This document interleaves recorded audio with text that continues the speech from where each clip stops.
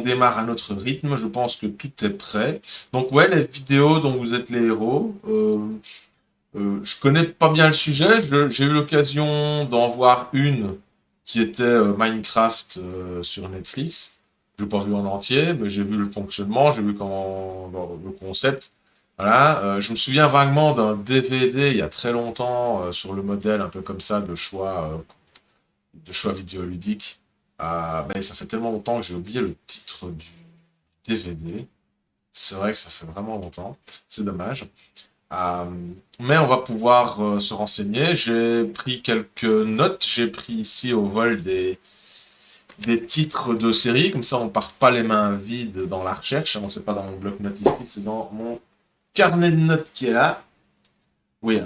Alors, je nage dans les carnets de notes. J'en ai de toutes les couleurs, de toutes les sortes, et ils servent tous à quelque chose de précis. Voilà, j'en ai sur Netflix, j'en ai sur HBO, j'en ai encore ailleurs. On va essayer de retracer un peu l'histoire du concept, hein, de voir si on y arrive, voir quel genre d'infos on trouve quand on fait ces recherches-là, et puis on essaiera de se taper quelques bandes annonces si on en trouve. Voilà, je ne sais pas à quel point vous connaissez le sujet,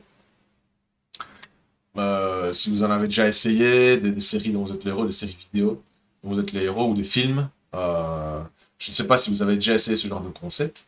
Moi, en tout cas, partiellement. J'ai pas vraiment. J'ai testé par l'intermédiaire de quelqu'un d'autre, on va dire, mais j'ai jamais vraiment essayé moi-même à fond. Euh, Sûrement qu'un jour je le ferai.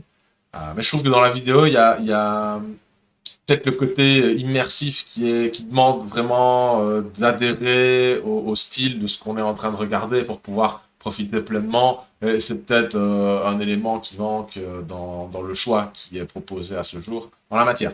Bien que ça pourrait changer, puisque j'ai appris que le prochain coup, la prochaine tentative de Netflix en la matière serait une adaptation de Silent Hill. Donc, là, ça pourrait changer la donne parce que Silent Hill, ça par contre, c'est un style qui me parle déjà beaucoup mieux. On va balancer un petit générique et puis on va se retrouver d'ici les 3 minutes académiques du générique, histoire que vous soyez bien détendu, qu'on soit prêt, qu'on boive notre petit café, qu'on soit bien installé. Et puis on se retrouve immédiatement après et on démarre.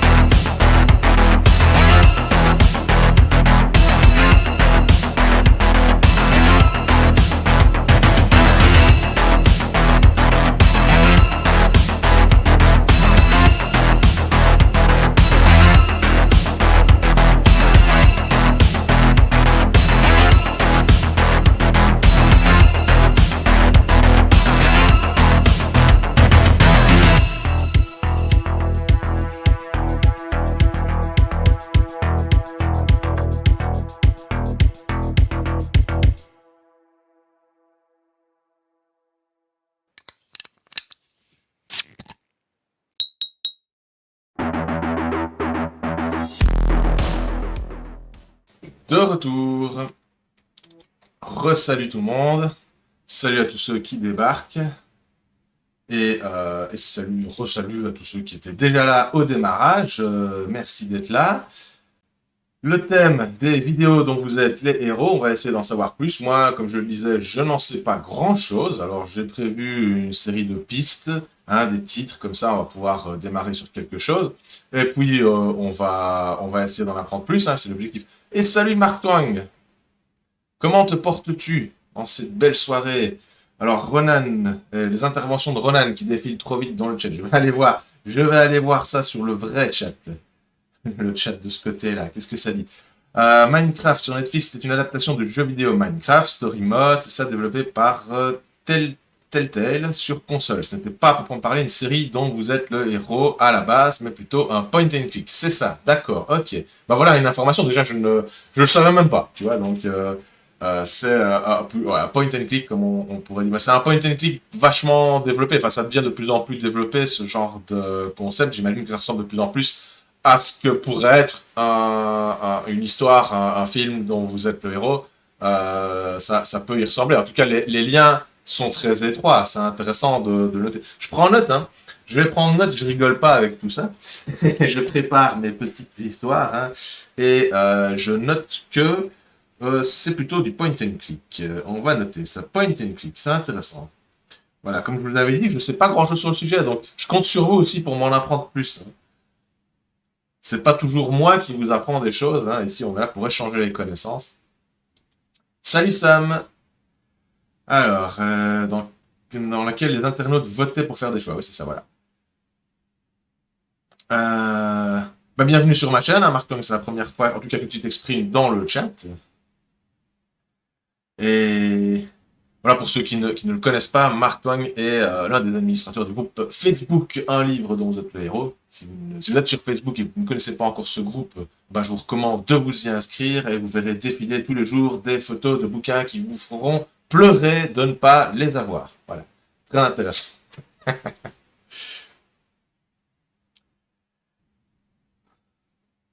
Ah, tu n'es plus qu'un simple usager du groupe. Ah, non, Mark Twang, autant pour moi, Mark Twang n'est plus un administrateur du groupe. Eh bien voilà, soit, autant pour moi. Ça n'efface rien de ce que je viens de dire. Si vous ne connaissez pas le groupe, que vous êtes fan de Livre d'autres héros et que vous êtes sur Facebook, allez vous inscrire, ça coûte rien. Ronan, tout à fait, les jeux de Telltale étaient vraiment très proches d'être des séries interactives, mais il y a aussi des séquences de gameplay plus traditionnelles en point and click. Ok. Sachant que le studio était fondé par des anciens de Monkey Island, etc. Ce serait intéressant justement de poser la question lors de l'interview avec Raphaël Lucas, de lui poser la question justement d'approfondir ces liens entre le point and click, les jeux vidéo et les livres dont vous êtes le héros, quel lien lui il fait, et surtout aux origines, historiquement, laquelle des deux, on va dire, laquelle des deux techniques narrative est née avant l'autre, si elles sont nées en même temps, si elles sont nées chacune de leur côté. Je pense qu'il y a des éléments de réponse intéressants qui pourraient nous apporter sur ces sujets-là. En tout cas, ouais, ça c'est vraiment un point intéressant. Donc je m'y connais vachement moins en jeux vidéo, en univers vidéo, même si je suis un grand cinéphile, c'est pas pour autant que je m'y connais techniquement parlant, et donc ça pourrait être sympa d'approfondir. Ici, je l'ai mis une page web au pif, c'est pas forcément par celle-là qu'on va commencer, je sais même plus ce que c'est, Netflix, dans cette série dont vous êtes les scénaristes. Voilà, ça reprend, j'ai fait quelques petites recherches pour un peu me resituer le concept, et moi j'avais trouvé, je sais pas si c'est exact, mais en tout cas sur Netflix, la première qu'ils ont tentée, c'était les aventures du chapeauté, si j'ai bien compris, en tout cas sur Netflix. Je sais pas si d'autres plateformes avaient essayé avant Netflix de faire du système dont vous êtes le héros en série, ou en film, ou en dessin animé, ou n'importe quoi, enfin qu'importe, en vidéo. Je sais pas si vous le savez, mais moi, de ce que j'avais compris, c'est les aventures du chapeauté qui a été le premier, en tout cas sur Netflix. En 2000, ici, je vois l'article date de 2017, donc j'imagine que chapeauté, ça doit remonter à quelque chose. Ah bon, super. On va taper chapeauté, Netflix, on va voir ce qu'il va nous donner. Les aventures du chapeauté, voilà, c'est la page de Netflix, évidemment. Site officiel, qu'est-ce que ça nous dit? Chapeauté. Le Chapeauté, c'est le film... Ah oui, Chapeauté. Et ils en ont fait tout ça, je me souviens de ce film-là. Les Aventures du Chapeauté. Quel est le rapport avec le livre dont vous êtes le héros? Je me suis fait avoir. Des épisodes spéciaux pour l'occasion, les Chapeauté aussi. Apparemment, ça a l'air d'être ça, mais finalement, là, il me renvoie vers le film. Donc, il faudrait que je tape peut-être dont vous êtes le héros ou interactif ou quelque chose comme ça, même casser les pieds. Chapeauté interactif. Ouais, c'est l'épopée du chapeauté, prisonnier d'un conte. Ah, c'est peut-être ça. Il y a un livre interactif, le chapeauté aussi. Je ne sais pas dans quel sens ils veulent dire livre interactif. Alors, Telltale a décliné toutes les grosses franchises au point de tuer le marché. Ah bon. À mon avis, le genre va rester en hibernation pendant encore quelques temps. Ah, ok. Alors, moi, je fais des recherches, je découvre. Donc, interactif, voilà. Netflix interactif, mettez à jour vos informations. Ah ouais, j'ai eu un petit souci d'abonnement. Effectivement, c'est pour ça qu'il m'envoie chier. Mais bon, on peut quand même avoir accès à l'information. Voilà, 2017, c'est bien ça. Le chapeauté est tombé dans un livre magique régi par un narrateur sournois. Ok. Notre héros compte sur toi et toi seulement pour le sortir de cette histoire interactive. Donc c'est bien ça, c'est bien une histoire interactive. Ça dure 35 minutes, 35 minutes sur une lignée, je veux dire sur une histoire, un scénario. À mon avis, c'est pas 35 minutes au total de ce qu'il y a comme possibilité narrative, je pense. À partir de 6 ans, on dit que c'est quand même... J'adore, c'est à partir de 6 ans, mais c'est violent, et il y a de la violence, et ça peut heurter. Ok, mais c'est à partir de 6 ans, mais c'est pas grave, tu vois bien. Salut Danou. Toi qui aimes bien les jeux vidéo d'horreur, Danou, est-ce que tu as entendu parler de l'adaptation de Silent Hill en série interactive? On va commencer direct avec ça, hein, vu que c'est la news, c'est la plus récente. Voilà, le 31 mai 2023, moi j'ai ça sur le site Journal du Geek. Et qu'est-ce que tu nous dis, Kazan? Bah salut, Kazan, je sais pas si je te dis bonjour, Kazan, excuse-moi. J'ai raté le début, mais tu parlais peut-être de l'épisode de Bandersnatch. En tout cas, ça Bandersnatch, c'est Black Mirror. Enfin, on en avait parlé sur une des vidéos, je pourrais peut-être vous ressortir l'extrait sur YouTube, sur un des streams qu'on avait fait il y a longtemps. On avait évoqué le procès entre Netflix et Choose Your Own Adventure, justement à cause du concept dont vous êtes le héros. On avait déterminé que Choose Your Own Adventure avait gagné le procès.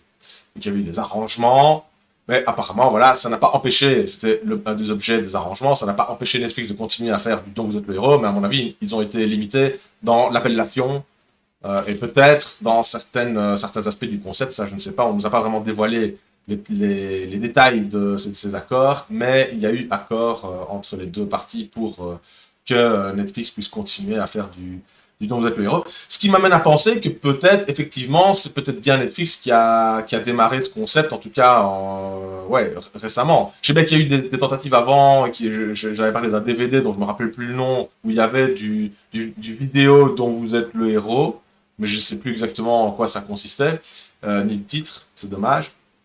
Mais en tout cas, sur plateforme, sur streaming, je me demande si c'est pas Netflix qui a été le premier à faire ce qui justifierait pourquoi ils ont eu des démêlés avec Choose Your Own Adventure et que les autres ont probablement fait en fonction.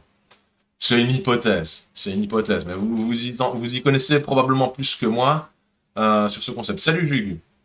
Salut tout le monde à qui j'ai pas pu dire bonjour d'ailleurs. Hein. Bah voilà, puisque j'y connais rien et que je savais pas trop par quel bout aborder la soirée sur ce sujet-là, je vais l'aborder avec la news que j'ai apportée. J'avais relayé ça sur la page, ça n'a pas eu beaucoup de succès apparemment, soit vous l'avez pas vu, soit ça vous intéressait pas, mais moi ça m'intéressait, j'avais envie d'en parler avec vous. Euh, un DVD donc Ronan, tu nous dis un DVD Destination Finale qui proposait de faire des choix. Un souvenir de ça. Moi c'est un souvenir qui remonte au début des années 2000. Enfin, non, pas au début des années 2000. Un peu avant, allez, en 2005 et 2010 maximum, quoi. C'est un souvenir comme ça. On fera la recherche après. On fera la recherche. J'ai démarré avec Silent Hill. Je suis pas spécialement un connaisseur du jeu vidéo Silent Hill. Parce que moi je me lasse très vite des jeux vidéo et puis ça demande du temps et voilà, moi je consacre mon temps à autre chose, c'est un choix, c'est pas un jugement. Mais par contre, j'avais adoré le premier film qu'ils avaient fait de la série et je me suis dit que l'ambiance, l'atmosphère de Silent Hill était une atmosphère qui me plaisait beaucoup. En tout cas, c'est un type d'horreur fantastique que j'aime bien. Et donc, je m'étais intéressé au nouveau projet de série interactive. Donc voilà, Silent Hill, la série interactive Ascension, dévoile ses premières images et sa date. C'est un article donc d'Arthur Nicole, publié le 31 mai 2023 sur Journal du Geek. La nouvelle expérience unique signée Genvid, je pense que c'est le studio, Bad Robot et Behavior, promet de diffuser de l'horreur comme jamais auparavant. Voilà. On a ici l'image, hein, le titre. Alors que, il y a aussi un copyright sur Konami. Pardon. Alors que le remake de Silent Hill 2, le film, je suppose, tarde encore à donner de ses nouvelles, donc par la même occasion, j'ai appris qu'il y aurait un remake de Silent Hill 2. Apparemment, les gens n'ont pas été contents de Silent Hill 2. L'un des petits nouveaux de la franchise de Konami, voilà, se révèle déjà aux joueurs, ou plutôt aux spectateurs. Silent Hill Ascension, de son petit nom, n'est pas un jeu interactif, mais bien une série interactive. Jusqu'à maintenant, je ne sais pas s'il y avait eu de séries complètes interactives, ou si c'était des films ou des épisodes de séries comme Bandersnatch. Si j'ai bien compris, c'est un épisode de la saison 5. Je ne suis pas sûr à 100%, mais si j'ai bien compris, c'est ça. Mais contrairement aux propositions Netflix avec Black Mirror ou encore Minecraft Story Mode, pour ne citer que, ce nouveau programme promet d'être bien différent. Genvid n'en est pas à sa première production du genre. En 2022, l'entreprise spécialisée dans le divertissement interactif diffusait The Walking Dead, The Last Mile. Une expérience hors du commun grâce à son fonctionnement novateur. Ça en dit pas grand chose, moi je sais pas de quoi il parle. Depuis Facebook, on va d'ailleurs cliquer et le mettre en préparation, comme ça on en saura plus. Depuis Facebook, les joueurs spectateurs de ce projet pouvaient profiter d'un nouveau contenu chaque jour afin de faire avancer une histoire avec le reste de la communauté. Ah voilà. Ce principe va être étendu et amplifié pour donner vie à Silent Hill Ascension dès cette année à une date précise encore inconnue. Ce qui est très drôle parce que dans le titre, il nous dit quand même qu'on va en savoir plus sur la date. Hein, mais c'est pas le cas. Alors, il y a un extrait vidéo que je n'ai pas encore regardé, donc je pense qu'on pourra le regarder ensemble quand j'aurai fini de lire l'article. Un direct pas comme les autres. Dans sa nouvelle bande-annonce, le projet dévoile ses premières images numériques, excluant alors les théories d'un casting live-action.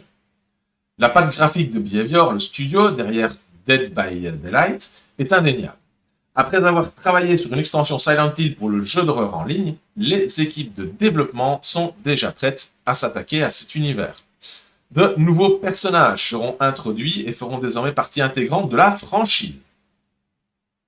La tâche est lourde pour les équipes des 3 studios en charge du projet qui doivent donner vie à un scénario canon qui arrivera à convaincre les fans de la première heure. Canon, je suppose, dans le sens de respect du background officiel. Je suppose que c'est ça.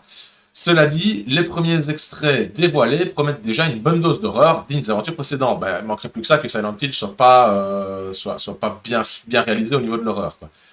De terribles monstres prêts à torturer les protagonistes de cette histoire devraient hanter nos cauchemars pendant quelques temps. La série proposera un format de diffusion en direct, et c'est là que ça devient intéressant, demandant à la communauté d'effectuer des choix communs qui affecteront le scénario pour l'ensemble des spectateurs. Pas question de proposer une expérience individuelle, comme la plupart des jeux interactifs. Le programme évoluera en live pour encore plus d'adrénaline. Je ne sais pas si vous, de votre côté, vous aviez déjà entendu parler d'un projet de ce goût-là en dehors de celui-ci. Est-ce que vous avez déjà entendu parler d'expériences vidéo ludiques, interactives, en direct? Où, au moment même où les spectateurs découvrent l'histoire, il y a un vote, j'imagine, quelque chose qui leur permet de voter, peut-être une application, et alors l'histoire prend le chemin, je suppose, de la majorité. J'imagine que c'est ça. Soit de la majorité, soit chaque groupe de votants va pouvoir bénéficier de la diffusion de son scénario qu'il a choisi. J'en sais rien. Ou est-ce qu'ils vont choisir à la majorité, comme ça je ne sais pas. Je ne sais pas du tout comment ça va marcher. Le jeu Walking Dead sur Facebook. Ok. Je note ça. Le jeu Walking Dead sur Facebook. Et donc, tu sais en dire plus, c'était du direct, ça marchait comme c'était des vidéos, c'était des images, c'était la franchise Mass Effect. Ok. En film projeté au ciné et des personnes. Il me semble que j'ai vu un truc, comme tu dis, Jules, un film projeté. Ça me dit quelque chose, j'ai dû le noter quelque part. Donc il y a eu le jeu Walking Dead, il y a eu Mass Effect, et il y a eu une projection ciné. Ok. C'est intéressant, je compte vraiment sur vous pour en apprendre. Cyberpunk? Qu'est-ce qu'ils ont fait, Cyberpunk? Ça m'intéresse. Cyberpunk, c'est un jeu de rôle à la base, donc forcément, ça m'intéresse encore plus si ça débouche sur de l'interactif, du vidéo ludique interactif, ça m'intéresse encore plus. D'ailleurs, je suis en train de dire vidéo ludique interactif, ça m'est venu spontanément, mais je m'aperçois que je suis en train de développer un terme pour désigner quelque chose que je maîtrise mal, et ce terme m'est venu très spontanément. Donc, on pourra l'ajouter à la liste du jargon, celui-là, le vidéo ludique. On demandera à Raphaël Lucas ce qu'il en pense. Le vidéo ludique interactif, tout à fait. Et là, comme on est dans le vidéo, j'ai beaucoup moins de scrupules à utiliser le terme interactif que quand je suis avec un bouquin. C'est bizarre, hein? Enfin, je suppose que c'est le technologique qui veut ça. Et donc, c'était basé sur le jeu de Telltale. Apparemment, Telltale, c'est un truc aussi, je vais le noter, ça, parce que vous me l'avez sorti plusieurs fois. Ça reprenait la suite de l'histoire diffusée en direct à des heures très tardives pour les Américains. Ok. Cyberpunk, on n'en sait pas plus. Le public votait pour les choix à faire. Ok. C'est peut-être aussi parce que c'est collectif. Quoi donc à propos de quoi, Marc? Il n'y a pas Ah oui, pour l'interactivité, il n'y a pas d'interaction en solo. Oui, bah oui, c'est ça qui me bloque, parce que je me dis, est-ce qu'on interagit? Ouais, ouais, ce serait peut-être le fait que c'est collectif. Il y a interaction entre les différentes personnes qui votent. Est-ce que c'est possible? Je ne sais pas. Peut-être, ouais, peut-être. Est-ce que c'est ça l'interaction? Est-ce que c'est pas nécessairement une réponse à quelque chose? Parce que les votants ne se répondent pas entre eux, si, ils interagissent avec un même média. Ils interagissent ensemble. On n'interagit pas tout seul, c'est ça que tu veux dire, dans ce sens-là. C'est vrai que c'est encore une perspective intéressante. L'interaction collective, je vais le noter, ça. Interaction parallèle avec le collectif. C'est vrai. Moi, ce qui me bloquait, c'était est-ce qu'on interagit avec un livre, dans le sens, est-ce que le livre ne nous répond pas nous-mêmes, c'est nous qui actionnons les pages, etc. Tandis qu'un jeu vidéo, par exemple, il a la programmation qui lui permet de répondre, et donc il agit quelque part de lui-même, en fait, en fonction de notre action, il répond. Tandis que le livre, c'est nous qui tournons les pages, et le scénario est préécrit. Est-ce que c'est à considérer comme une interaction? Est-ce que le fruit de l'imagination de l'auteur et de son écriture sur le papier est à considérer comme une interaction potentielle au même titre qu'un script de jeu vidéo? Bah, si ça se trouve, oui, il faudra poser la question à Raphaël Lucas. Faudra poser. Donc pour moi, il y a interaction si on peut faire un truc débile, pas prévu par l'auteur. Ah, pour toi, ok, c'est pas faire un truc débile. Donc il n'y a pas d'interaction non plus avec les vidéos, avec les vidéos interactives, quoi. D'après toi. Donc elle ne peut pas être interactive s'il n'y a pas s'il y a pas d'interaction. Il faudrait vraiment avoir allez, un jour j'irai voir dans une encyclopédie vraiment historique ou quoi, un truc, l'histoire du mot interaction. J'ai envie d'aller voir ce mot, de l'exploiter à fond et d'en retracer l'historique. Je vais le noter, ça. Interaction, en refaire l'histoire. Ça, je vais l'encadrer et je vais mettre l'histoire du mot. Ça, il faudra le faire. On va continuer notre petite... Interactif est un terme qui était à la mode. Ah ouais, qui était. Et qui l'est beaucoup moins. C'est vrai que il revient peut-être à la mode, justement, avec ces tentatives-là. Alors, alors, on était dans l'article, j'étais presque au bout. Alors, ce projet a le mérite d'intriguer, mais reste encore trop discret quant à ses modalités.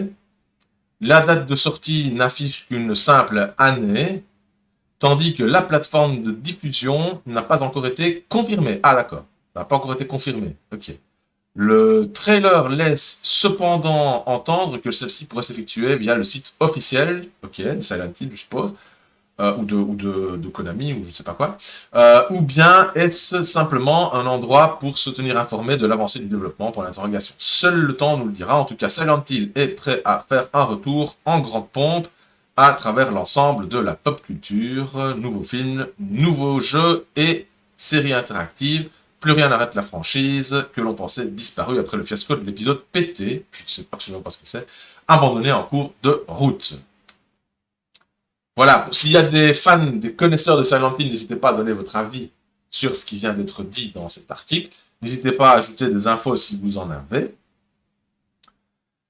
Je vais regarder un œil, je vais jeter un œil sur le chat parce que là ça défile un peu trop vite pour moi sur comme je le regarde sur l'overlay, c'est trop petit. Enfin, je veux dire, ça défile trop vite proportionnellement à la taille que j'ai réservée au chat. Alors je vais voir sur la page web.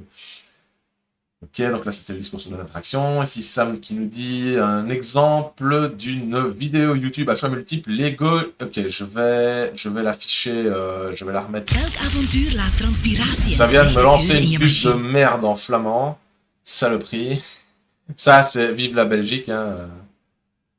Peut-être qu'aux prochaines élections on pourra se passer des pubs en flamand. Clin d'œil à ceux qui comprennent de quoi je parle. Alors, ici, un exemple d'une vidéo YouTube à choisir Lego, c'est donc Lego, la franchise Lego, quoi. GIGN? Quoi? C'est le même GIGN auquel je pense, ou c'est un hasard? Alors, c'est vrai que c'était très années 90, le mot interactif. Ah ouais, peut-être bien. Il y a peut-être une lubie comme ça, c'est vrai, l'interactivité, ça peut-être un peu millénium, comme ça, un peu futuriste. C'est peut-être un mot rétro-futuriste, en fait, un mot qui donnait une image de ce que pouvait être le futur dans la communication et qui ne l'a pas été et qui reste un peu désuet. Intéressant. Eh ouais. Peut-être désuet. C'est ça. Ouais, je note des réflexions. Hein. Un jour, je pondrai un truc là-dessus. Je sais pas quoi, mais je pondrai quelque chose. Alors, qu'est-ce que vous nous racontez? Bah, apparemment, ça vous enflamme ce sujet. Je n'aurais pas cru, parce que franchement, sur la publication Facebook, il n'y a personne qui a réagi, mais que dalle. Et là, je vois que tout le monde en parle, donc je me dis, bah ok, finalement, j'ai bien fait quand même de le faire, ce sujet, parce qu'apparemment, ça vous intéresse. Moi, ça m'intéresse aussi, d'autant plus que j'y connais rien. Donc là, vous m'apprenez un tas de trucs, et ça me fait plaisir. Le jeu de plateau atmosphère, ouais. Avec un mec chelou, là, avec des couleurs bizarres, là, qui parlait, qui donnait des indications sur la cassette vidéo. Ouais. Ça... ouais. Mais ouais, ça me rappelle ça aussi. J'ai jamais essayé, mais je vois très bien ce que c'est. Atmosphère. Ça, on pourra se refaire, on pourra essayer de se retrouver une pub et de la visionnaise. Alors, tu viens de donner un coup de vieux avec Atmosphère, bah ouais, clairement. Faut-il, pour que ce soit un succès, nous dit Jug, que les mécaniques de ces vidéos empruntent aux jeux vidéo? Bah écoute, peut-être. Ça, l'avenir nous le dira. On ne sait pas. Est-ce que le cinéma, est-ce que la scénarisation peut se suffire à elle-même pour fournir quelque chose d'intéressant, ou est-ce qu'il faut emprunter aux techniques du jeu vidéo? C'est une bonne question. Et les films interactifs, il y a aussi les jeux de Wales Interactive. Je note, Wales Interactive. Ok. Wales Interactive. Qui sont tournés avec des acteurs. Et ils préparent un jeu de défi fantastique Death Trap Dungeon. Ah ouais, donc le labyrinthe de la mort. Dont la démo est disponible, mais ce n'est pas en direct, on télécharge comme ça le jeu vidéo. Ok, et je vais noter qu'il y a FF Death Trap Dungeon. Ok, intéressant, on pourra, si on a le temps, on pourra peut-être jeter un œil aussi à ça. Bah ok, il y a déjà pas mal de trucs, ça défile beaucoup plus vite que ce que j'imaginais, et le temps aussi d'ailleurs. Alors, on va peut-être se mater juste l'extrait de Silent Hill. I can feel it. Your guilt. So thick it chokes the air. You want to know how you can escape from this place. But you can't. Any more than you can escape yourself. And the pain you carry. It fills you up. Like a sickness. A disease that you pass on to everyone you meet. Everyone you love. Even your children. Because no matter how hard, how fast, how far you run, your past will catch up with you.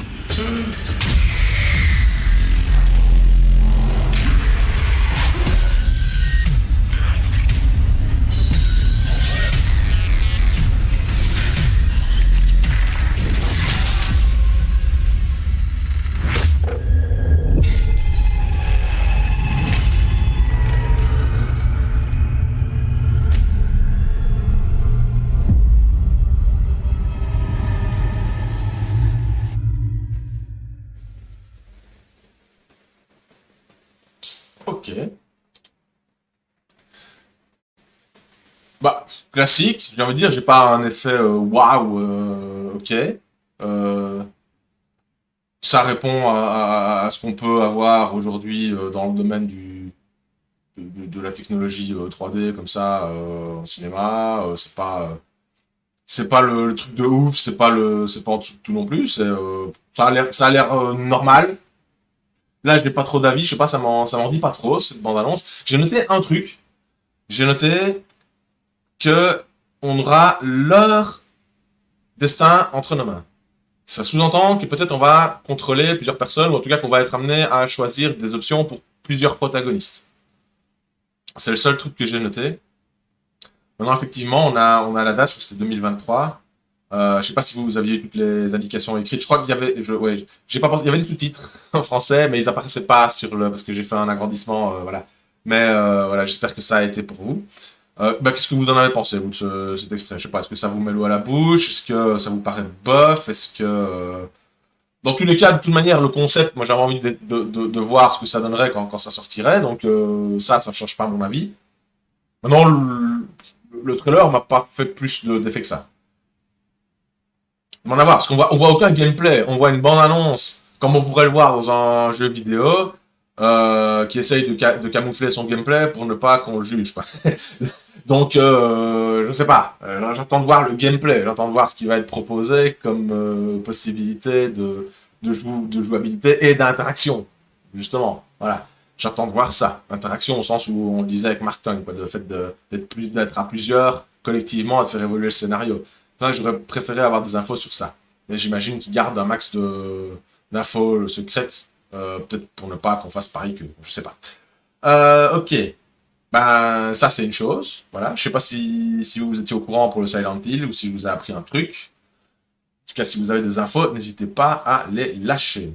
Tu aurais préféré de vrais acteurs pour le... c'est en animé. Ouais, le Silent Hill, tu parles. Alors, incroyable, le retour du full motion vidéo. Ce genre a été hyper populaire avec la génération des premières consoles. CD. Ah ouais. Le full. Et qu'est-ce qu'on entend par full motion vidéo déjà qu'est-ce que ça signifie exactement? Parce que moi en jeu vidéo je suis une bille. Hein. Je m'y connais juste suffisamment pour battre de temps en temps Sam à F0, mais sinon, sinon j'y connais rien.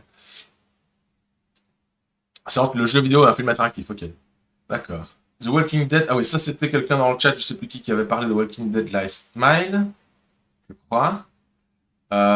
Discover, c'était peut-être Ronan, je sais plus. Ah ouais, donc là c'est une autre époque aussi, ça. Ouais, ou c'est un autre budget en tout cas. Des millions de fans dans le monde influencent l'histoire de Walking Dead. Ok. Donc effectivement, le concept a déjà été utilisé, mais est-ce que c'était en simultané Est-ce que c'était en simultané? Je ne sais pas si j'ai l'info. Interagissent, voilà, les participants, viewers, et ouais, regardent et interagissent ouais, avec les personnages en jouant à des mini-jeux. Ah, ok. Pour obtenir des points d'influence. Ah oui, ok, donc j'imagine que les points d'influence leur servaient à influencer du coup le scénario. Et dépenser ces points pour prendre des décisions, ok, qui impactent l'histoire. Ok. C'est ça. Donc comment ça marchait ils regardaient, c'était chacun de son côté en fait, mais est-ce que s'ils accumulent des points, est-ce qu'ils les accumulaient individuellement? Chacun accumule ses propres points et puis choisit comment il fait avancer l'histoire? C'est pas clair. Ah, c'était chaque jour, il y avait quelque chose chaque jour. Il fallait attendre peut-être le lendemain pour débloquer la suite de l'histoire. Play, watch and connect. Ok. Ouais, ah oui, sur Facebook, t'avais dit, ouais, c'est juste.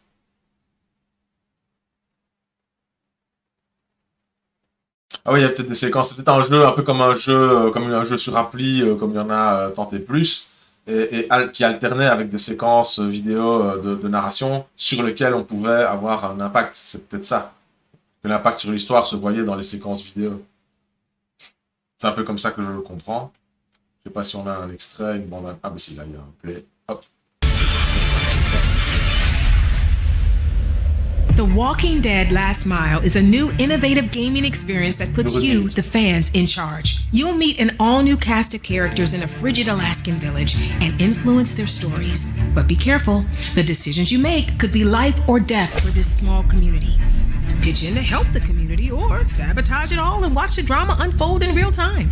And then join me, Yvette Nicole Brown, as I host an interactive stream every Monday, where I will talk with special guests, show never-before-seen cinematic clips, and reveal the outcomes of your decisions. The story begins on July 11th. Make sure to follow The Walking Dead Last Mile on Facebook right now, so you don't miss a day of the action. Remember, their survival depends on you.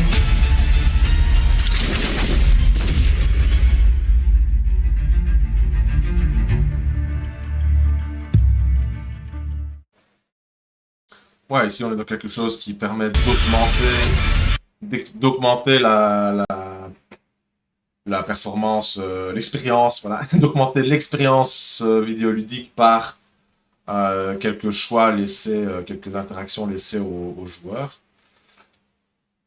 Mais j'ai plus l'impression que c'est quelque chose qui augmente le jeu plutôt qu'une fin en soi. Je sais pas. Hein. J'ai trouvé un article pas très... Par pitié, ne ressuscitons pas la télé dont vous êtes le héros. Un mécontent, comme il y en a sûrement beaucoup d'autres. Et là, j'ai tout de suite, là pour le coup de vieux, je me le suis pris bien, mais j'ai jamais oublié Hugo Délire, hein, présenté par Karen Cheryl. Pour ceux qui ont encore connu les téléphones où il fallait appuyer sur les boutons, là, voilà, les gros téléphones maison. Voilà, capture de novembre 1992. Bah ouais, j'étais à l'école primaire quand on regardait ça. Hugo Délire. Bah, c'était un petit diablotin comme ça là, qui était dans des situations où il fallait appuyer sur des touches pour guider simplement le personnage à l'écran, quoi. C'était un jeu télévisé et on appelait des gens au hasard et ils jouaient. Ou alors c'était les gens qui appelaient, je sais plus. Et ils jouaient, voilà, ils appuyaient sur les touches comme si on avait des flèches en fait. Hein, genre appuyer sur le 8 pour faire la flèche du haut, je suppose, un truc comme ça pour sauter. C'était juste, voilà, c'est pas... ça n'a absolument aucun rapport avec les livres dont vous êtes le héros ou les expériences vidéoludiques interactives, si ce n'est que, bah oui, on appuie sur un bouton comme si on était devant sa console, sauf que on est au téléphone et que le jeu se passe à la télé et est diffusé devant des millions de personnes. Mais ça ne change rien au fait que c'est pas du tout la même chose. Voilà, c'était pour Black Mirror. Ici, c'était un mécontent à l'époque de Bandersnatch, on va dire ça comme ça. Ça, c'était un article d'actualité. On vous en avait déjà parlé, mais voilà, c'était pour. Ça correspond à ce que je disais, à quoi retrouver votre Netflix, l'éditeur des livres dont vous êtes le héros. Mais c'est pas l'éditeur des livres dont vous êtes le héros. L'article, il dit ça parce qu'il utilise un terme que tout le monde connaît, mais en fait, c'est faux. C'est Chooseco qui est. C'est Choose Company, la compagnie qui gère Choose Your Own Adventure. Donc l'équivalent des livres dont vous êtes le héros en termes de popularité aux États-Unis, quoi. Voilà, c'était bien comme je le disais. Black Mirror, la série dont vous êtes le héros, bah ça, même ça, je l'ai pas vu. Même ça, parce que c'est pas non plus. C'est pour ça qu'au début, je pensais que c'était vraiment une série dont vous êtes le héros. Et un jour, je me suis fait corriger sur le groupe Facebook. On me dit, mais non, en fait, il y a qu'un épisode, c'est un film, c'est pas une série. Mais voilà, quand on a des titres comme ça, moi, si je l'ai pas vu, je sais pas. Moi, je pense que c'est une série. Et en fait, non, c'est juste un épisode de la série qui était probablement plus long que les autres épisodes. Hugo Délire, bah oui, Hugo Délire. Sérieusement, vous aviez oublié Hugo Délire. On peut s'en refaire un, hein, Hugo Délire. Je prends un petit YouTube, là, et on recherche Hugo Délire, et on peut se refaire une petite séquence, hein, parce que ça vaut la peine. Ça vaut la peine. Non, Hugo Délire, rien à voir. Hugo Délire, Karen Cheryl, peut-être. Ouais.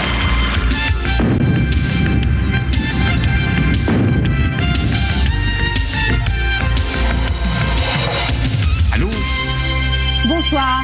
Oui, d'accord, le week-end a été parfaitement gris, brumeux, frileux, enfin, un désastre. Mais nous, sur France 3, on s'en moque, parce qu'on a Hugo. Et l'important, c'est de pouvoir jouer avec Hugo et de remporter des voyages de rêve, justement. Alors, nos fameux gagnants du top 3 vendredi dernier, rappelez-vous, il s'agit de Lionel Trouvé. Voilà. Alors bien sûr, vous regardez sur la droite de l'écran, vous savez que ça vous permet d'anticiper vos mouvements, vous voyez les petits tracés blancs. Bonne synchronisation, très bien. Et puis faites-moi grimper ce score. 300 points pour l'instant. Voilà, Le vous avez but, compris le bien sûr, concept. c'est d'attraper aussi le plus possible. Mais bon, ça nous a Ah, tous marqué pour ceux qui ont vécu à cette époque, évidemment, qui avaient l'âge de regarder la télé. Ah, mais t'inquiète pas, c'est du clair. solide. Ça nous a marqué. Vraiment, vous me promettez de ne pas recommencer ça, Karine, d'accord? Voilà. On va se limiter à ce petit extrait. Tu viens de mettre un coup de vieux, Benny Buns. Mais non, mais non. Mais non, les coups de vieux, je m'en ramasse tous les jours. Moi, regardez ça, ma barbe, c'est une catastrophe. J'ai des poils blancs partout. Mais non. Let's Shift, la séance de cinéma interactif dont vous êtes le héros. Voilà.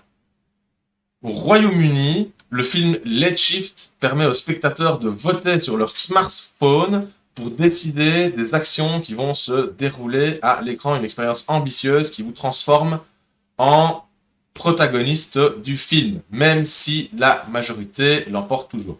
Vous pensiez que les smartphones étaient définitivement bannis des séances de cinéma, figurez-vous qu'ils sont parfois indispensables. Au Royaume-Uni, par exemple, la chaîne de cinéma View va diffuser dès mars 2017 un film atypique nommé Let's Shift. Ce dernier requiert un smartphone, blablabla. On a compris que c'était le smartphone. Ça, c'est du blabla pour ne rien dire. Durant un long métrage de 90 minutes, décider sur des personnages grâce à 180 questions qui lui seront posées tout au long de l'intrigue. On est dans la même époque que Bandersnatch et Chapeauté interactif. On est en 2017, donc ouais, apparemment ça a explosé à ce moment-là. Je sais pas ce qu'il aurait sorti, ce qui lui aurait passé par la tête en 2016-2017 pour se dire, ouais, on va développer ça, ça va être génial. Je sais pas ce qui s'est passé à ce moment-là. Il y a un réseau Wi-Fi, etc. On l'a compris, cet article brasse du vide. Le vertige est possible. Durant le film, quasiment toutes les minutes, un choix à 2 ou 3 options, voilà, c'est intéressant, apparaît sur votre smartphone. Vous disposez alors de 3 secondes pour répondre. L'option qui remporte le plus de voix s'affiche à l'écran. Et j'imagine que là, ouais, on a le screenshot de... C'est tout noir, mais c'est normal, c'est apparemment... protégez-la ou bien vous protégez vous-même. Okay. Ainsi, les spectateurs doivent choisir le destin du film avec des possibilités toutes différentes. Allez-vous aider cette personne ou la frapper? Allez-vous dénoncer vos camarades pour arrêter de subir? Voilà, on a compris ce que c'était, on sait bien ce que c'est que des choix. De la démocratie en salle obscure. Le journaliste Sébastien Anthony, qui a assisté à l'une des premières projections du film pour Ars Technica, explique que ces différents choix peuvent former une sorte d'écho, de compassion ou de cruauté chez le spectateur qui s'identifie de facto rapidement au personnage, et ainsi l'expérience devient autant cinématographique qu'humaine. Ouais, pourquoi une expérience de cinéma, elle n'est pas humaine de facto, je sais pas. Il explique par ailleurs avoir vu apparaître durant la séance une véritable camaraderie entre spectateurs qui finissent par partager un moment unique. Ok, il veut dire que là, pour le coup, l'interaction sociale, là, on est réunis dans une salle de cinéma, et du fait qu'on peut interagir avec le film, on développe une tendance à interagir ensemble et à peut-être essayer de se concerter. Il y a une sorte de concertation sociale naturelle qui se fait, où on essaye de prendre la meilleure décision d'un point de vue non pas individuel, mais social. Ça, c'est intéressant. Ça, c'est intéressant à noter. La personnalité du personnage principal change au fur et à mesure de la prise de confiance de la salle. Anthony raconte que si les 10 premières actions de leur personnage restaient tout à fait prudentes et acceptables moralement, plus le film avançait, plus les spectateurs ont fait des choix fous, dangereux et imprudents. Bah oui, parce que ça c'est la dynamique des groupes, hein. On a le sentiment de confiance et puis après on s'embrase l'espace d'un instant. Puis si ça continue encore, on se dispute, quoi. Et lorsqu'une majorité de spectateurs choisissait l'option la moins convenable d'un point de vue moral, un petit rire nerveux parcourait alors la salle. Un peu coupable d'infliger à leur personnage autant de misère, mais en même temps satisfait de le voir plonger la tête la première dans les ennuis. En réalité, l'équipe technique du film le reconnaît, les décisions les plus importantes du film obtiennent toujours ou presque les mêmes réponses de la salle, et cela avec une très nette majorité, dans une situation donnée qui permet soit de frapper un vieil homme, soit de l'aider. L'option frapper a ainsi reçu 91% de votes. Vache! Un défouloir, quoi. Si Dead Shift vous intrigue, sachez que vous n'aurez pas à attendre Mars on s'en fout, c'était à l'époque, on n'est plus à cette époque-là. Sinon, on avait les pièces de Robert Hossein, où les spectateurs votaient pour le dénouement. Ouais, mais ça, bah d'ailleurs, est-ce que c'est pas Robert Hossein qui avait interprété la pièce, comment c'est, la pièce de théâtre de 1935, là, le 16 janvier, un truc comme ça, la nuit du 16 janvier, ou je sais plus, un truc ainsi. Je me demande s'il n'a pas interprété cette pièce-là. C'est pour info, c'est un des éléments, on avait déjà parlé, un des éléments qui apparaît quand on essaie de retracer l'histoire du livre interactif, l'histoire de la littérature interactive. On a ce genre de pièce de théâtre qui apparaît. D'ailleurs, Raphaël Lucas fait aussi référence à une pièce anglaise du XVIe siècle. Je ne sais pas si c'est vraiment pertinent d'inclure cette pièce de théâtre. Il parle aussi de Peter Pan quand on demande est-ce que vous croyez aux fées quand la fée Clochette meurt, enfin, est en train de mourir, et pour que la faire revenir, il faut qu'on croie aux fées, parce que si on ne croit plus aux fées, elle meurt. Oui, là, clairement, il y a l'interaction avec le public, mais est-ce que c'est du même domaine? Est-ce que c'est vraiment du même registre? Est-ce que c'est pas juste pour toucher l'émotionnel? La pièce de théâtre, c'est le reflet de l'émotion humaine. Là, pour le coup, on est dans l'expérience humaine avec la pièce de théâtre. Dès le départ, c'est un des premiers exutoires de l'affect, c'est le théâtre, en tout cas en société, en civilisation. Est-ce qu'on n'est pas plutôt dans quelque chose qui appelle à l'affect, à la participation sociale, à la cohésion sociale, comme on l'a ici au cinéma, où on va faire exprès, sachant qu'on est dans une fiction, on va faire exprès de choisir la solution la plus débile, juste pour faire rire, pour se délasser. Est-ce qu'on est vraiment dans de la littérature interactive, en tout cas, on n'est certainement pas dans de l'aborescence, dans une ébauche. Ouais, on choisit la fin, quoi. Ok. Ouais, c'est une arborescence. Ouais, choix numéro 1, choix numéro 2, effectivement. Mais est-ce qu'on est dans une littérature de ce goût-là? Est-ce qu'on est vraiment dans ce qui a créé, composé, préparé le terrain à ce que sera devenu la littérature interactive? Je suis pas certain. Est-ce que c'est pas simplement naturel chez l'homme de procéder par ce genre de choses? D'interagir? Est-ce que c'est pas simplement une composante naturelle de l'être humain de vouloir interagir? On vit en société, on se développe en société, on crée une civilisation, on interagit au quotidien, on vit comme ça. Est-ce que c'est pas plutôt simplement le reflet de notre mode de fonctionnement, qu'on le fasse passer dans le théâtre, à l'émotionnel, ou à l'écrit dans le jeu? Parce qu'on dit qu'on joue une pièce de théâtre, mais on n'est pas dans un jeu, au sens ludique. Alors, la langue française est géniale pour ça. C'est une réflexion, Voilà, c'est le premier, on a une divergence. L'affaire du courrier de Lyon. On avait les pièces de l'assassin, donc l'affaire du courrier de Lyon, le procès de Marie-Antoinette. On a une divergence, c'est le premier degré. Ce qui est un début, c'est de savoir qu'il y a deux fins écrites. Qu'on en prend une en laissant l'autre. Oui, c'est un choix. C'est effectivement, on fait un choix, on laisse la possibilité de faire un choix. Mais je veux dire, le but, moi je me situe au niveau du but de la pièce de théâtre. Est-ce qu'on est au même niveau que dans un livre dont vous êtes le héros? Est-ce qu'on a le même but?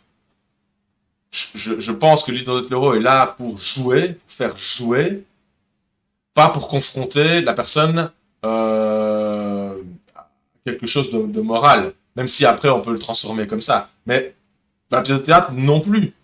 La pièce de théâtre est plutôt là pour exacerber les émotions, pour faire ressortir, pour servir d'exutoire à l'affect. Est-ce que le livre-jeu tient ce rôle? Est-ce que je ne sais pas. À ce moment-là, on peut partir dans le jeu de rôle, alors. Le jeu de rôle tient plus ce rôle-là, déjà, effectivement.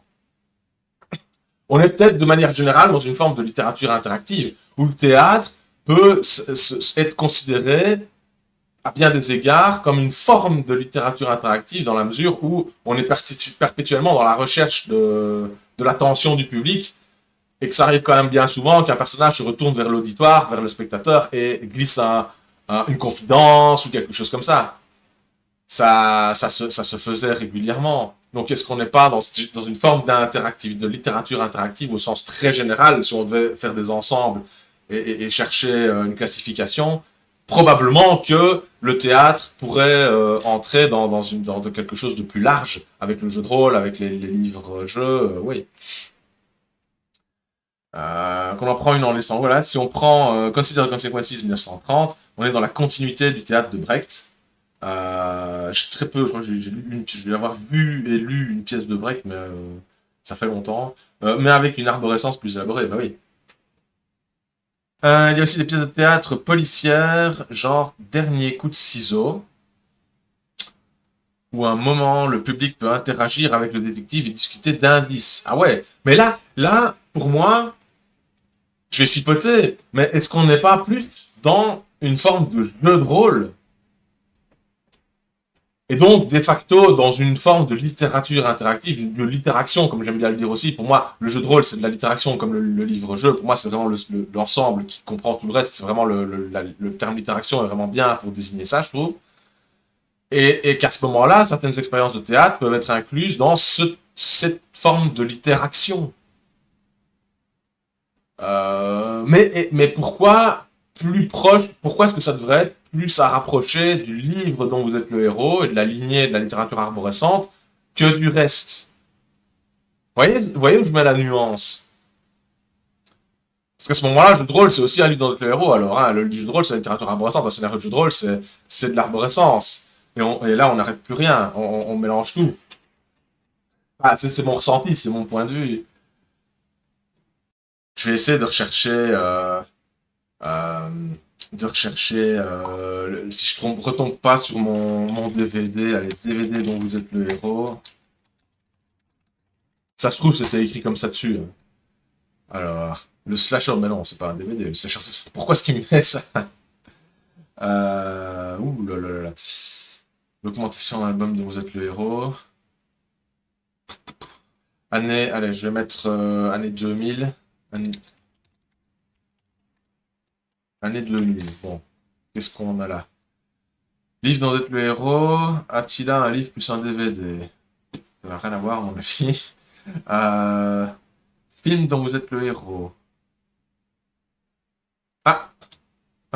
Date de publication septembre 2000. Tiens, attends. Intriguant. Qu'est-ce que c'est un livre? Cette connerie de livre. Voilà les pièges de la recherche Google, hein, si on fait pas un peu attention. Le film dont vous êtes le héros, septembre 2000. Ah ouais, mais c'est pas un film, c'est pas un DVD. J'ai demandé un DVD. DVD. Je vais mettre moins livre parce que comme ça il m'exclut le terme livre de ma recherche en théorie. Le héros de la famille, non, ça me dit rien. Les 5 séricules des années 2000, non. Difficile de retrouver des infos sur cette époque-là finalement. Hein. Les héros, non. Je regrette de ne pas avoir noté DVD dont vous êtes le héros. J'ai pas plus précis quand même, j'ai vraiment plus d'infos. Je me souviens que c'était un DVD, je me souviens que c'était des images, plutôt des images BD. C'était un DVD BD peut-être. DVD BD dont vous êtes le héros. Et à ce moment-là, à mon avis, c'était une BD, c'était une forme de BD vidéo. Je vais peut-être noter BD vidéo. C'était un truc comme ça. Une bande dessinée dont vous êtes le héros. Non, mais c'est trop large. On tombe sur des trucs beaucoup plus larges. Et non, là on retombe sur toutes les BD, évidemment. Toutes les BD de chez Macaca. Est-ce que si je mets moins Macaca, est-ce que je vais pouvoir cibler ma recherche?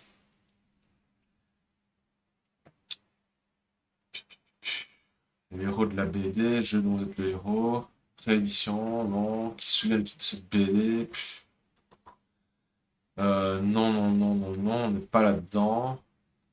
Je vais DVD, mais il me semble que c'était une BD dont vous êtes le héros, mais si je mets BD dont vous êtes BD interactive, si je mets interactive peut-être qu'en vidéo, BDVD, ça me rappelle déjà quelque chose. Le manoir! Merci Sam. Le manoir, ça doit être ça. DVD, BD interactif. Oui, c'est ça. Le manoir. Voilà. C'est ça. Là, je vais pouvoir faire la recherche, alors, le manoir. Comme quoi, voilà, le bon terme pour le bon choix. Interactif pour le vidéoludique. Le manoir, DVD interactif, DVD critique, voilà. Et peut-être même que si on le met sur YouTube, on va pouvoir BDVD. Voilà, c'était BDVD, le manoir. Donc, forcément, Let's Chic est loin d'être le premier essai du genre vidéoludique interactif. Mais c'est peut-être le premier film, la première projection en tout cas à le faire. Ça reste à voir.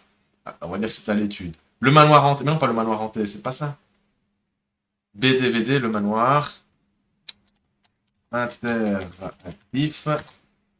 Voilà, et là je serais... C'est de la merde. C'est de la merde. Ok, on va essayer de trouver ça en mettant peut-être 2003. 2003, réalisateur Sébastien Kraps. Là, il y a un screenshot. Je vais vous l'agrandir un peu. C'est une image dégueulasse. Vous verrez rien du tout. Alors, le mélange des genres artistiques a toujours présidé à la naissance d'intéressants hybrides. En son temps, Goldoni choisissait avec sa pièce L'impresario de Smyrne de montrer la mise en scène d'un spectacle et les luttes intestines de ses interprètes sur le ton de la comédie. Je vois pas le rapport, mais j'imagine que ça doit être logique. L'avènement du 7e art a autorisé de nouvelles variations, le théâtre filmé et le cinéma. Oui, c'est des exemples que je connais pas, donc moi ça ne me parle pas. Depuis sa création, en parenthèse, l'art rupestre, qui est loin, la bande dessinée, tout en devenant un art à part entière, ne s'est pas privée d'emprunter à d'autres genres leurs artifices. Ok, on s'en branle. Les adaptations de bande dessinée sans être légion sont bien présentes, on s'en fout. Le melting pot artistique devrait tôt ou tard donner naissance à un nouveau genre, la bande dessinée interactive. Comme toujours, on se projette dans le futur. Ce concept n'a pas, à mon avis, démarré les masses. La bande dessinée interactive, le DVD en étant le support idéal. Finalement, pourquoi faire de la BD, DVD interactive quand on peut faire du point and click? J'imagine que c'est ça l'idée, quoi. Pour cette première, c'est une histoire de maison hantée qui a été choisie, le manoir Harrington House a depuis longtemps sinistre réputation et les habitants du village de Greenwood s'en tiennent à l'écart. Ted Hunter, jeune héritier de la bâtisse maudite, décide d'en avoir le cœur net et y convie des connaissances afin, dans le temps d'un week-end, d'en percer les mystères. Ok. Donc là, ici, les personnages, comment se présente cette histoire. C'est un long article, je ne vais pas tout vous lire. Ah, on a toujours un print screen dégueulasse. Je vais quand même essayer de voir si... bon, c'est non critique. Je vais mettre cet article dans mes références en matière... Saloperie, allez, hop. Voilà, comme ça, je suis sûr de ne plus l'oublier. J'ai envie de vous montrer une image. J'ai envie de revoir ces images aussi. Voilà, sur eBay, on peut l'acheter. Pour pas grand-chose. En plus, je l'achèterais bien, en fait. Hein. Allez... Là, on voit c'est des chouettes images, quoi. L'ambiance, ça a l'air sympa. Je disais, qui vous voulez incarner dans ce terrifiant huis clos? Alors, on peut choisir plusieurs personnes. J'imagine que c'est les personnages qu'on voit ici en bas, de tous les âges, de tout genre. Ok, interprétation différente d'une même histoire. Menu présentation en français et en anglais. Mais j'imagine que à la base, c'est français, je suppose. Ouais, c'est fou qu'il n'y ait pas moyen d'avoir... Parce que le manoir, c'est bon, c'est un terme qui va mener surtout à n'importe quoi. Peut-être 7-7 présente le manoir.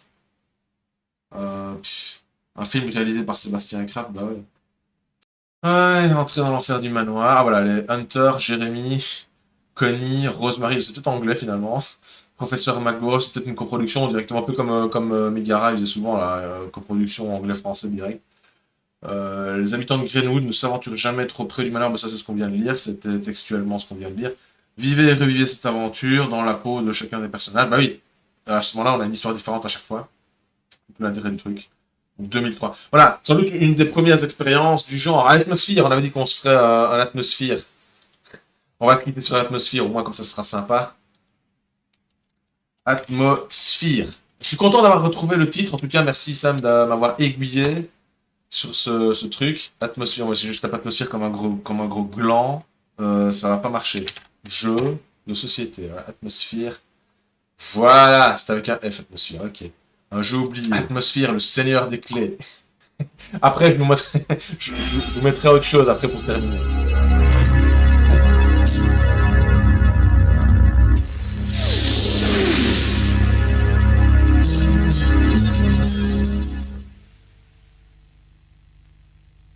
Non, c'est pas ça. Qu'est-ce que c'est que ça? Bah si. Ah, ça dure 1 heure, c'est là carrément la vidéo. 1 heure complète. Ouais, bah j'espère qu'il y aura au moins une petite intro ou quoi, un truc à se mettre sous la dent. Monter le son et baisser les lumières. Mais ouais. Voilà, comme ça, vous voyez.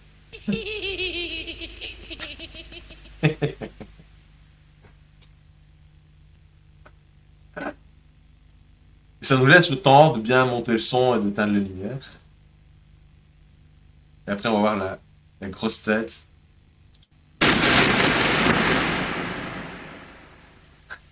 Alors, on a envie de jouer à mon jeu selon mes règles.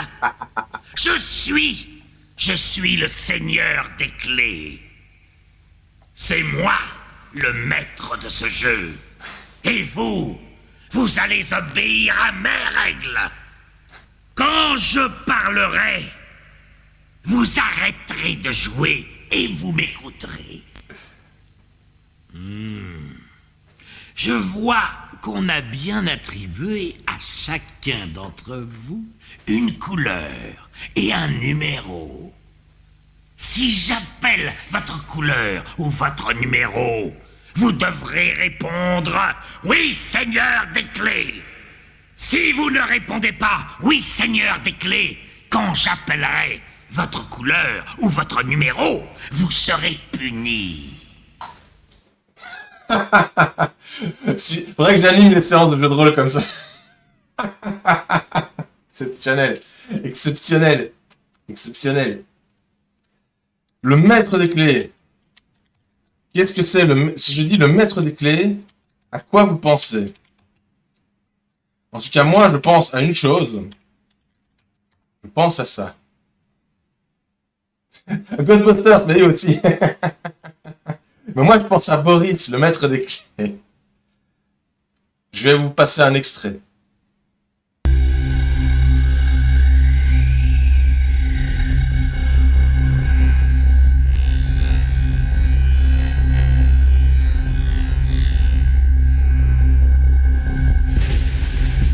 Boris ouvre une porte.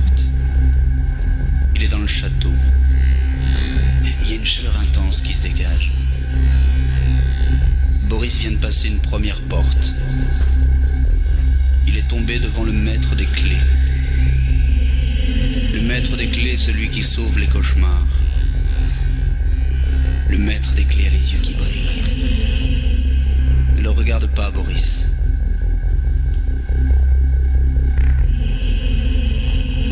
Boris découvre une deuxième porte. Ça, c'est la porte du vide. Quand tu rentres à l'intérieur, t'es plus rien. T'es plus qu'une boule transparente. Une boule transparente à travers le cosmos. Le maître des clés t'observe, Boris.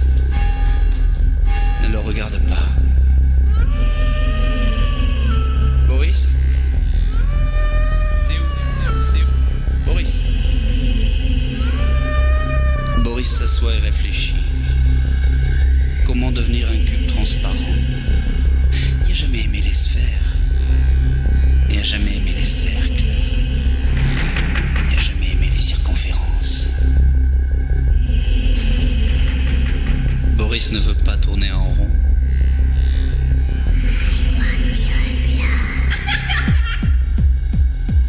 Habileté 8.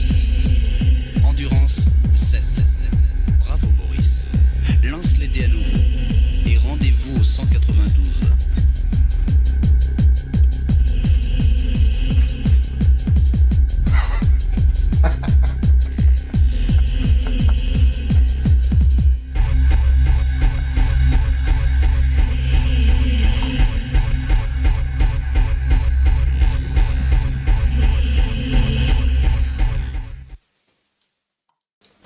On a compris. C'est génial. Celle-là, si vous la connaissiez pas, hein, je sais bien que Mark Twain la connaît, celle-là. Si vous la connaissiez pas, ben voilà. Ceux qui n'ont pas ce CD dans leur collection de livres dont vous êtes le héros, ils peuvent s'empresser d'aller le chercher, parce que le jour où ils ne pourront plus le trouver, il se vendra à 500 € sur eBay, parce que il y a un jet de dés, un jet de dés d'habileté dans la piste numéro combien? C'est quoi le maître des clés? C'est la... Attends, le maître des clés, c'est la piste numéro 6. Voilà. D'ailleurs, les pistes sont notées niveau. C'est comme dans les progressions de niveau. C'est niveau 1 à niveau 20. On est parti en vacances à La Rochelle l'année dernière. Dans la voiture, on a mis ce CD-là, les gosses en redemandaient. Oui. les gosses en redemandaient. Bon.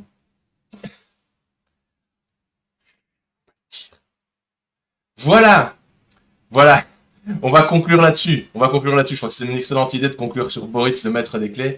Voilà, j'espère qu'on a passé un bon moment, que vous avez tous passé un bon moment avec Soirée Disco, fabuleux et Soirée Disco. Oui, ça c'était son grand tube, Soirée Disco. Et moi j'aimais bien. C'était quoi que j'aimais bien moi? Attends, la ferme à grenouilles, et la poule géante, je crois. C'est ceux-là. La danse des gros aussi. C'est vrai. Donc, je la passerai à la radio en te citant pour l'avoir fait connaître. Attends, il faut que tu me dises quand. Faut que je t'écoute, là. C'est en direct ou c'est en podcast? Faudra que tu me dises ça. J'ai toujours pas été écouter tes podcasts. Il faut que je le fasse. Il faut que je trouve le temps. J'ai le temps pour rien. C'est d'ailleurs la preuve, je sais pas préparer, mais ouais, j'improvise tout. Voilà, ce que je viens de vous faire là, je viens de l'improviser, quoi. Ouais, faut que je le fasse. En tout cas, c'était génial. C'était génial d'avoir échangé avec vous. Vous m'avez donné plein de bonnes pistes pour creuser la question. Il faudra que je m'investisse un peu plus sur le sujet, que j'essaye un peu, que j'investigue, parce que c'est intéressant. En termes d'histoire aussi, historiquement parlant. Et puis, on en reparlera avec Raphaël Ducal le 16 juin, cette histoire d'interactivité, là, de lien entre le vidéoludique et l'arborescence, et puis le théâtre aussi, puisque lui-même utilise ça dans son historique. Ce sera l'occasion de lancer le débat sur finalement où se situe le théâtre. Moi, comme je dis, voilà, j'ai donné mon point de vue au niveau des ensembles, à l'interaction et éléments d'interaction type jeu de rôle. Voilà, c'est une piste comme une autre. En direct puis en podcast. Ok. Tu m'envoies un message privé, tu me dis quand. J'aurais pas cru qu'il y avait autant de films interactifs. Bah ouais, et j'avais fait une liste. J'en ai d'autres. J'ai noté Kimmy Schmidt, Unbreakable Kimmy Schmidt. Je peux les faire défiler. Je vais peut-être terminer là-dessus aussi. Juste les faire défiler sur le Google. Si je commence avec ça, je vais passer un milliard d'années. Non, ok. Kimmy Schmidt. Donc Unbreakable Kimmy Schmidt. J'ai noté Les Aventures du Chapeauté. Buddy Thunderstruck. Ça, c'est sur Netflix, tout ça. Ensuite, j'ai noté Stretch Armstrong, The Breakout, aussi sur Netflix. Late Shift, donc 2016. 2018 sur HBO, Mosaic de Steven Soderbergh, qui est disponible sur appli. Apparemment, il faut une appli pour y jouer. Donc le Bandershaft, le fameux. Puss in Book, Trapped in Epic Tale. Ensuite, j'ai Silent Hill Ascension, évidemment, le Minecraft, qui est plutôt un point and click, comme nous a corrigé Ronan. Et puis voilà, puis j'ai noté ce que vous m'avez dit, qu'il y avait une adaptation de Walking Dead, comme on a vu, Mass Effect, et les expériences de Wells Interactive. Donc ça, j'ai noté. Voilà. Moi, c'est ce que j'avais repéré. Et comme vous l'avez vu, le manoir, donc, qui est vraiment une vieillerie 2003, quoi. Alors que là, on remonte vraiment vachement loin. On est 13 ans avant le Late Shift. Donc, mais on est plutôt sur un modèle de bande dessinée, alors pour le coup, de bande dessinée mise en interactivité vidéo, quoi. Bon, voilà. Tout ça étant dit, on va glisser subrepticement vers la scène de jeu. Aujourd'hui, comme c'est marqué en bas, on reprend les 13 mages. On n'est pas encore mort et ça promet. En tout cas, pour cette séquence, merci à tous d'avoir participé. C'était vraiment très chouette, très animé aujourd'hui. C'était vraiment, vraiment hyper chouette. J'espère que ça vous a été agréable autant qu'utile. On se donne rendez-vous lundi prochain pour une autre petite intro juste entre nous.